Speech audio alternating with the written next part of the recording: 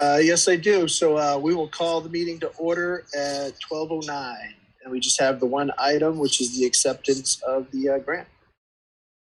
Yeah, so I've asked Joan to kind of join with us, as well as Cheryl, to kind of give us an overview. I think John and Jonathan and Dawn, you would have had this come a while back when we did get school committee initial approval for this. But I will turn it over to Cheryl and Joan, who can give you some background information as why it's in front of you today and why we have to take action today. Yep. So back in June of 2020, you guys passed this. However, it wasn't specific enough for the legal opinion to give us that we need for the grant. So the legal opinion is to say that yes, they've done everything they need to do and they know what is expected of them.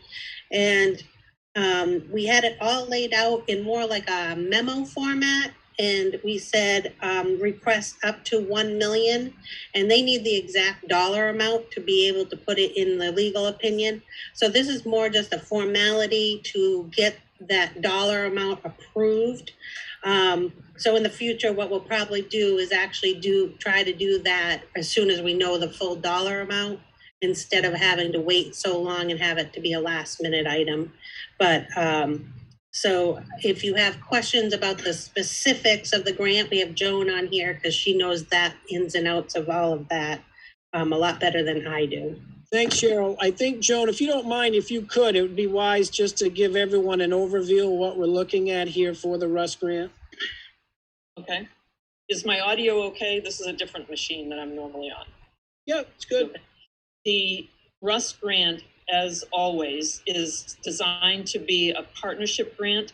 So we have several partners. It's not Sanford alone receiving those funds. Our share is $353,056.50. And the way a Russ grant, this is from the Rural Utilities Fund from the federal government, they expect schools to put in a fair amount, a share, which they refer to as a match. So we have to show early on that we are indeed spending some money toward this objective, which in this case, our objective is to put together a Zoom room in every school so that we can do more distance learning with less hassle. You know, it's more efficient and fast to have a room already established that you can just walk into and tap one button and you're online. So that was our intent, was to get more of these rooms established so that we had one in every building. So we have partners that will be sharing in this amount of money. So the dollar amount you see on the agenda item is the total award from the USDA, but it's going to be shared among Sanford, Bonnie Eagle, Kittery Schools, Dexter, and Athens. Now, you'll always see a small, less, a school in the list that's got fewer resources. So Athens would be our school that we will be attempting to assist with some of the curriculum that we can offer via the distance learning equipment. And that's always just part of the formula. You know, when you look for partners, you look for some partners that have a good match, and that would be us because we spend a considerable amount of money on technology. And then you look for a partner that's not got the resources that we do, and we try to make things a bit more equal by getting the grant. So basically that's what it amounts to, is that we will end up with a larger portion of the grant because we are the fiscal agent. So the other districts, Bonnie Eagle would be the other one, and Kittery that would get the larger amounts, and the smaller schools will get the same equipment, but in smaller quantities. Joan, have we used Russ grants in the past? Yes, we have the 2018 grant that we were awarded that was not nearly this large, and we had a lot more partners, so we didn't get quite as much from that grant. But what we do have in-house today are the Zoom rooms are set up in the high school. We have one it's still on a cart and not been used yet, but it's there. And then we've got one that we put in the middle school, right, I'd say the end of, I don't know, school was still in session. We did it on a Wednesday. And then we have one at adult ed from that 2018 grant, along with additional partners. So in this case, it was the Mid-Coast School of Technology from that grant that got some equipment. Bonnie Eagle was a partner again then. And we also had, I'm trying to think of the other ones now, I can't think of who the other partners were on that 2018 grant, but yes, this is our third round basically since I've been here, because the very first round was when we were able to get the standalone, now I won't be able to think of what those are, but we had one other round early on, and now we've had these two back to back. So it's always the same initiative, is to provide resources that will give us remote learning opportunities. So, and when you say they expect a match, Joan, can you explain that? Because you've kind of leveraged our technology budget, correct? In terms of how to help with this? Yes, so anything that we purchased with local or state funds is considered eligible for a match. So the equipment that was purchased out of our local account, to buy a set of, a classroom set of Chromebooks, for example, that was considered match. And they said, okay, Sanford is making this effort. They're buying what they can. And Bonnie Eagle did the same thing. They had some purchases. I don't remember which one, what exactly, but they, I think, purchased iPads. And so that purchase counts toward a match from Bonnie Eagle's side. The smaller schools did not have to come up with a match because, that was kind of the nature of the grant, is that you're helping support a school that has fewer funds. So we didn't expect as much. Kittery had a match, Bonnie Eagle, Sanford, but Athens did not. And is Harmony is separate. Harmony's a partner, but they didn't have to come up with a match either. So, it's all spelled out in the grant budget sheet, and I can get you a copy of that. And I believe Linda has that in her folder, because she's pretty much the person with the purse strings when it comes to dealing with requesting funds or paying out funds when we purchase equipment. All right, thank you, Joan. Cheryl, anything else that you need to add? I was just going to say that the legal opinion is actually a normal thing for a lot of federal grants, especially large ones. And when they actually have us do, that's why it's a little more specific, especially because it's so large. They really want to see, exactly the dollar amount. And I know oftentimes when we talk about grants, those are some things that from our perspective, we have to be very careful about those, because sometimes it can be very helpful initially up front, but then it can also lead to other additional or other costs down the line. And so I think that in this situation, as Joan's already talked about how she's leveraging our technology purchases already and kind of wrapping these in, then you're seeing that from a district perspective, this is a pretty good opportunity for us for that. So, Dawn, or Yeah, so you need a questions? Any other questions or thoughts or? Yeah, Matt, I had a couple pretty simple ones. We talk about a match. Is there a specific? I thought I read somewhere online where 15,000 is. Does the government expect us to put a certain dollar amount, or just a couple of Chromebooks covers it? No, the match is actually 150,000 between all partners on this particular request. And just to clarify further on the budget, just like we did on the 2018 budget that we're trying to now wrap up and actually close out that 2018 Russ grant, we will not be expending every dollar that was awarded to us because the cost of equipment was less than what it was proposed in the budget request. So we have a budget request, completed, but if costs are, say we asked for 10 Prometheans, but because of cost, we can only afford 8, then we will only get 8. Now, on the other hand, if the price goes down, which is unlikely, and we've requested 10, but we can actually get 11, we would. Yeah. But in the end, the dollar amount may fluctuate based on things that maybe a partner decides not to purchase something. They can't then say, oh, I want to get this instead. It has to be something that was on the budget sheet originally. So if they choose not to purchase something, then that money has to go back. Basically gets unspent.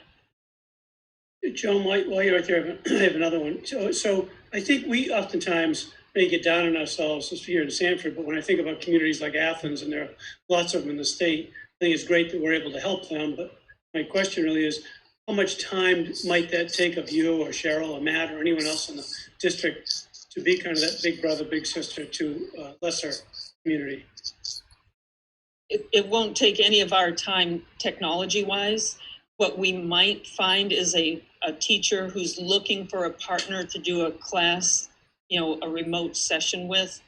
The best example I can think of is an English teacher in the high school was reading a novel and wanted to get some perspective from other parts of the country. So they partnered with other schools in other parts of the country. Now you could also do it in other parts of the state and say, how do students who read this very same novel but live in Athens interpret, that novel compared to how students in Sanford interpret some of the things in that novel. So those are the things we'd be reaching out for. There'd be no cost to the district. And it would purely be a voluntary project on the part of a teacher. No real demand on IT, or I can't see how it would affect Cheryl, but let her answer that. Well, so in that spirit, I think it's great. It's wonderful that we're actually trying to share cultural differences that we couldn't, we should do more of that. So thank you. Joan, can I ask you, I guess anyone, when you said that the goal and the intention of the grant is to have a Zoom room in every school, is that thinking for this upcoming school year or the following school year? I don't know how this grant works in the sense of when the funding comes in. Yeah, unfortunately, it is very complex when it comes to executing the grant. So we're only on the first phase, which is getting this approval. The next phase is getting an RFP done. So there's no expectation that the equipment for the 2020 grant will be in the buildings by the start of school, or even probably before second semester. The 2018 grant, that equipment will be in place. So we'll have a start on it because 2018 awarded equipment to the high school, the tech center, adult ed, and the middle school. So those buildings will be up and running, which is kind of a nice thing because we can kind of phase it in, learn more about it before we start setting it up in the elementary schools.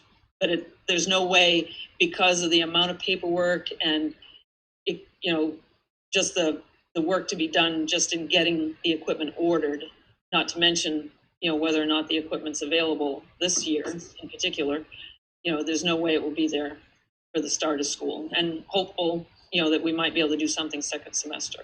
Joan, I have a question, and Amy probably has the same one. So Amy, if I overstepped here, but I think what I think about that, space is at a premium right now when we're looking at the upcoming school year for us to try to be able to have the additional staff we've hired to be able to bring our student to teacher ratios down and to really try to look at that physical distancing.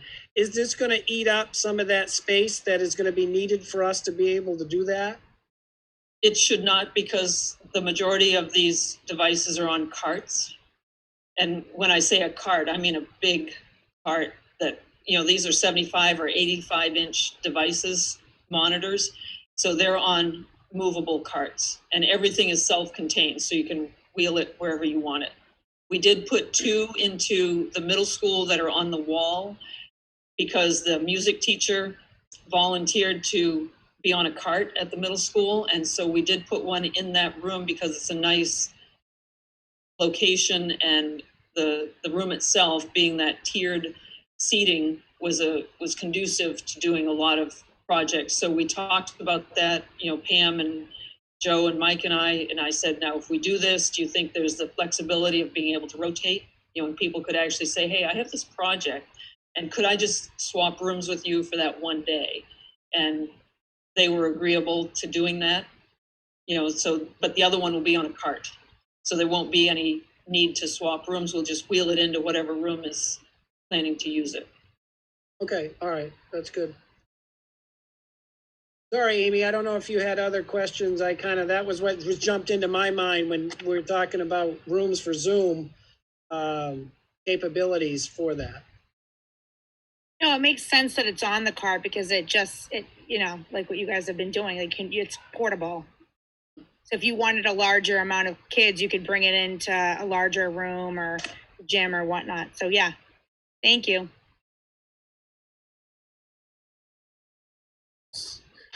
Okay, any other questions out there? Okay, sounds like none. So you need this motion that was actually in the agenda, right, Matt? So I'll read that. Make a motion. I move that the vote entitled, quote, vote to authorize a grant agreement and acceptance of a related $945,637 grant under the Federal Distance Learning and Telemedicine Grant Program, end quote, be accepted in form presented to this meeting, and that a copy of this vote be included with the minutes of this meeting. Do I have a second to that? I'll second it. A second from Amy. Any further discussion?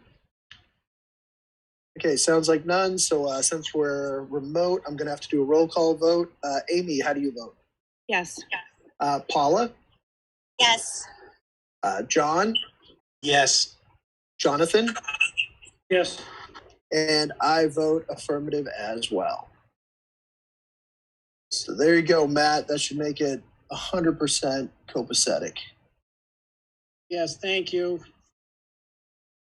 And since that's all we had on the agenda, we can officially adjourn now. So I will take a motion to adjourn. Mr. Rue? So moved. I'll second that. We have to take the roll call again. Amy, how do you vote? Yes. Paula? Yes. I was going to say, do we lose Paula? John? Yes. Jonathan? Yes. And I vote affirmative as well. So we are officially done with this emergency meeting for today.